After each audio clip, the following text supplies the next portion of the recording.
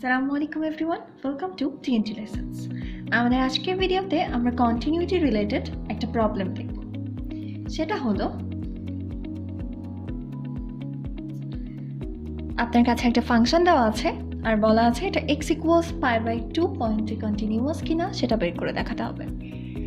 ফাংশনটা হলো যখন x এর ভ্যালু 0 এর চেয়ে ছোট তখন সেই ফাংশনের ভ্যালু 1, যদি 0 সমান বা π/2 এর চেয়ে ছোট হয় তাহলে সেটার ভ্যালু হবে 1 + sin x, আর π/2 এর সমান অথবা π/2 এর চেয়ে বড় হলে সেটার ভ্যালু হবে 2 + x - π/2 হোল স্কয়ার।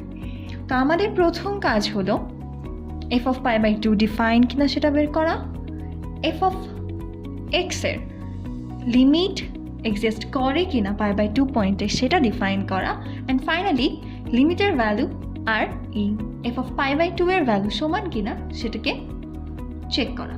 যদি সবগুলো কন্ডিশন ফুলফিল হয় তাহলে আমরা ফাংশনটিকে কন্টিনিউয়াস বলবো, otherwise it definitely is a discontinuous function.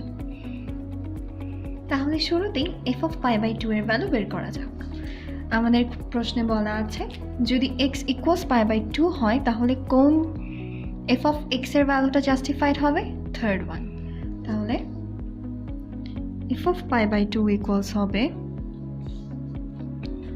2 + x - π/2 whole square.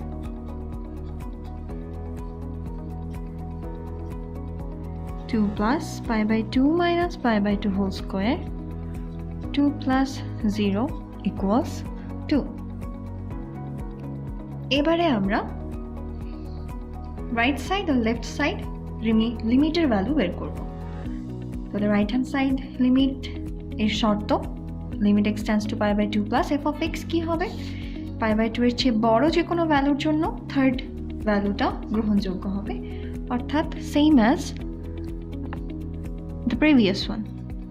2 + x - π/2 whole square, এটা ইজ ইকুয়ালস আমি পেয়ে যাচ্ছি 2 + π/2 - π/2 whole square equals 2 + 0 = 2। Left side লিমিটের ক্ষেত্রে π/2 এর চেয়ে কম যে কোনো ভ্যালুর জন্য আমাদের f of x এর যে মানটা নিয়ে কাজ করতে হবে সেটা হলো 1 + sin x।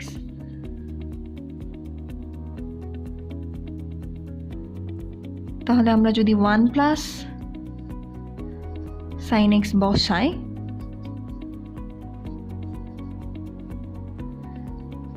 x এর জায়গায় π/2 দিয়ে দিলে sin π/2 এর ভ্যালু হচ্ছে 1, 1 + 1 আমরা পেয়ে যাই 2, অর্থাৎ এখানে বাম এবং ডান উভয় লিমিটের ভ্যালু কি এসেছে? সমান এসেছে। অতএব আমরা বলতে পারি limit x tends to π/2 f of x does exist obviously। অর্থাৎ আমাদের ফার্স্ট কন্ডিশন ডান, আমাদের সেকেন্ড কন্ডিশন ডান। এবার আমাদের থার্ড কন্ডিশন হচ্ছে এই দুটোর ভ্যালু সমান কিনা সেটা দেখা। এখানে আমরা দেখতে পাই f of π/2 এর ভ্যালু এসেছে আমাদের কাছে 2, এবং আমাদের যে লিমিট সেটাও কি লিমিটের যে ভ্যালু সেটাও হচ্ছে 2। তার মানে আমরা বলতে পারবো এই দুটো অবশ্যই সমান, এবং একই সাথে আমরা তাহলে বলতে পারবো এই ফাংশনটি একটি কন্টিনিউয়াস ফাংশন।